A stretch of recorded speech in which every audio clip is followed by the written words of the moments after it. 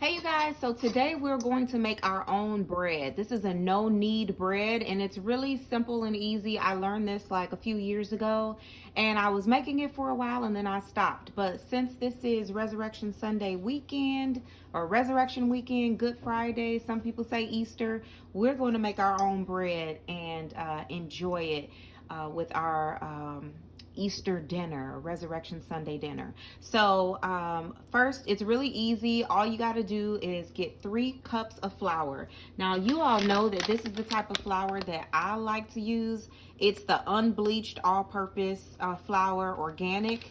There's no fortified ingredients enriched or anything like that. It's just 100% certified, 100% organic, unbleached, hard red wheat flour, and then there's enzyme in here.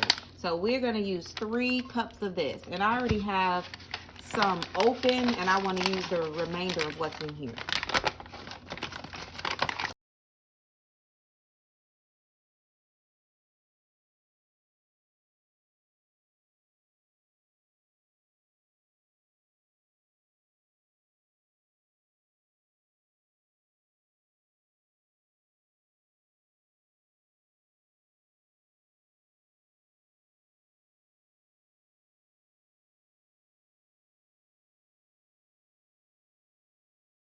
You can use regular yeast, but make sure that you add sugar to it. I'll put the ingredients in the description.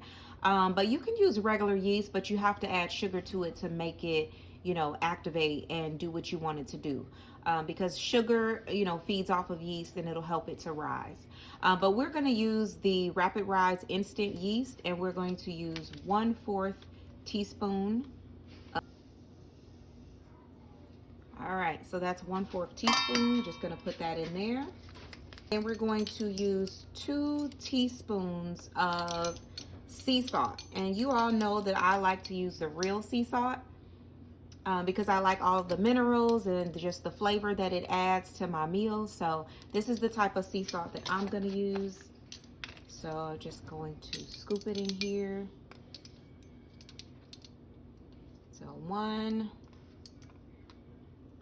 2.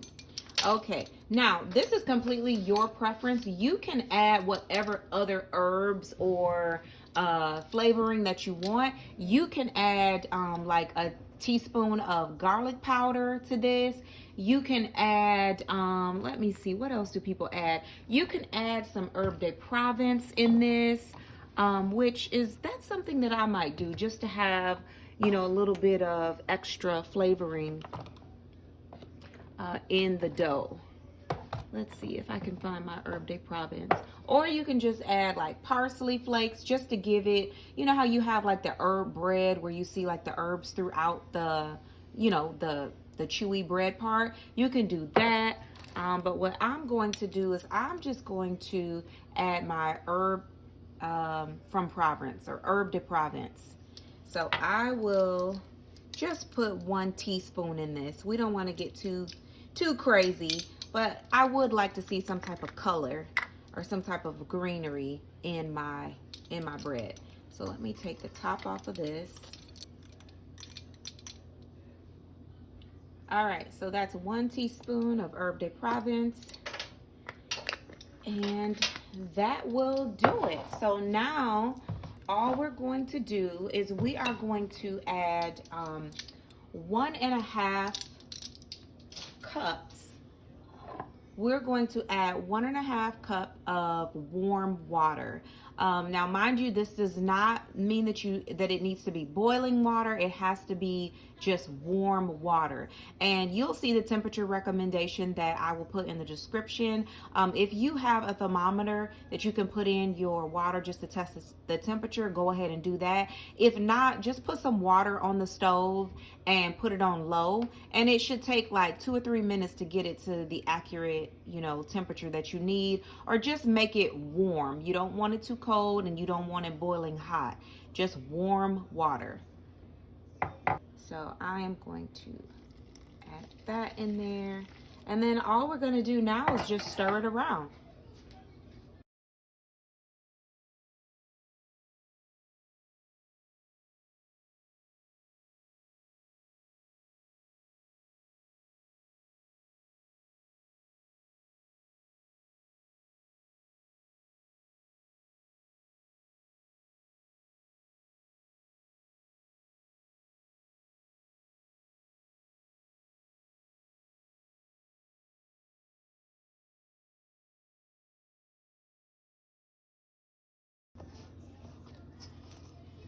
Okay, now this dough is really sticky. It's supposed to be that way.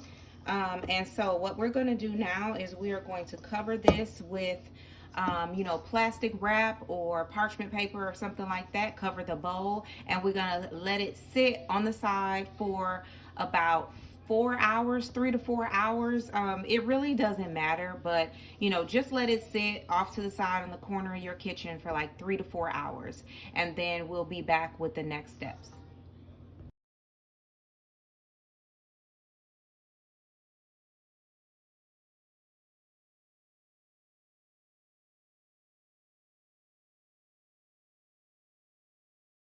All right, so it has been exactly 4.5 hours, and this is what our dough is looking like.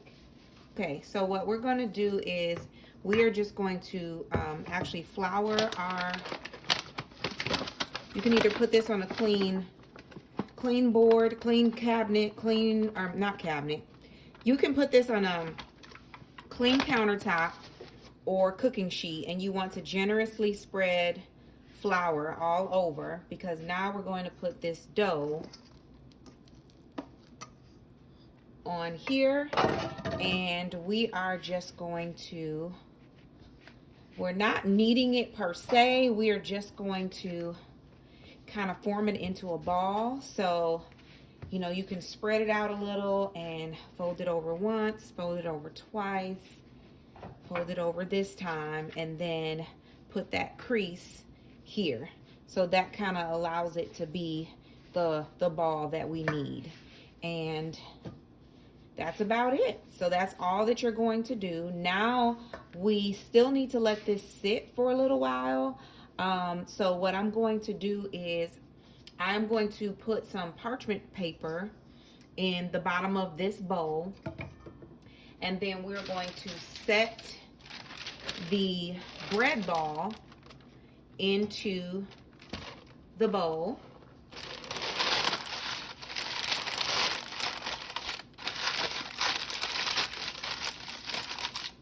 All right, cute little ball.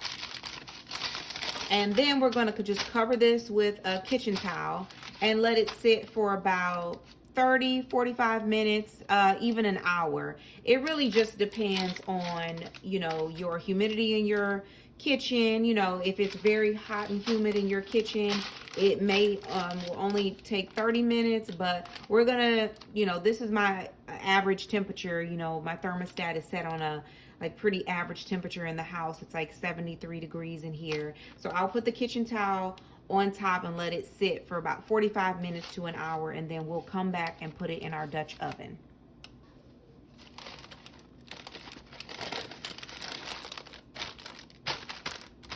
Oh, and I forgot to mention, the reason why we're putting it on the parchment paper is because when it's ready after this 45-minute, we're just going to pick it up into the parchment, or lift it up from the parchment paper and place it directly into our Dutch oven.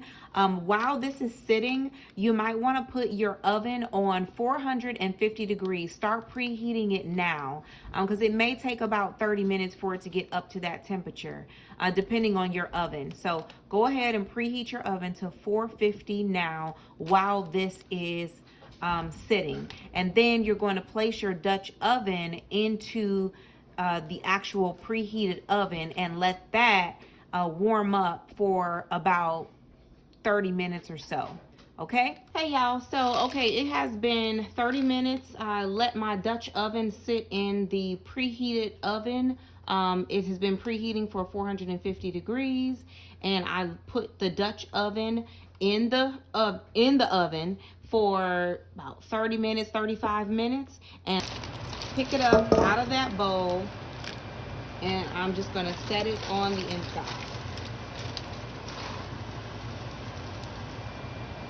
So now we're just going to put the top on, and then we're going to put this whole entire thing in the oven and let it bake for 30 minutes. And then we're going to take it out, take the top off, and let it cook for an additional 10 minutes.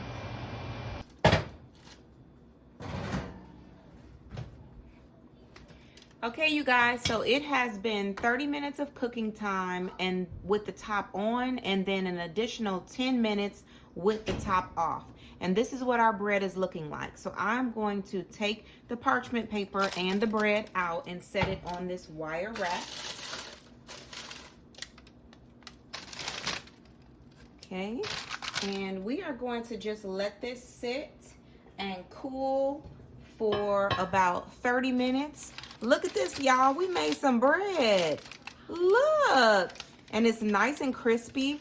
And I just wanted to note that before you put it in the Dutch oven to cook, you could have made some fancy designs on this while the bread was still pliable. You could have took your knife and, did some hatch marks or just single lines, whatever you want.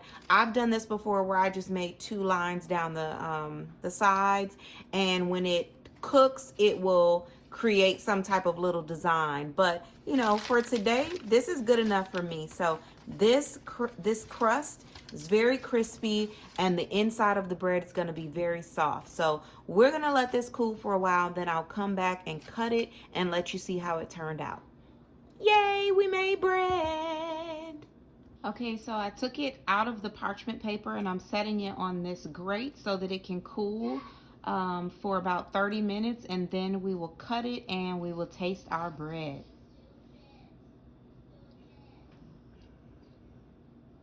That looks so good. Look, y'all, we made bread.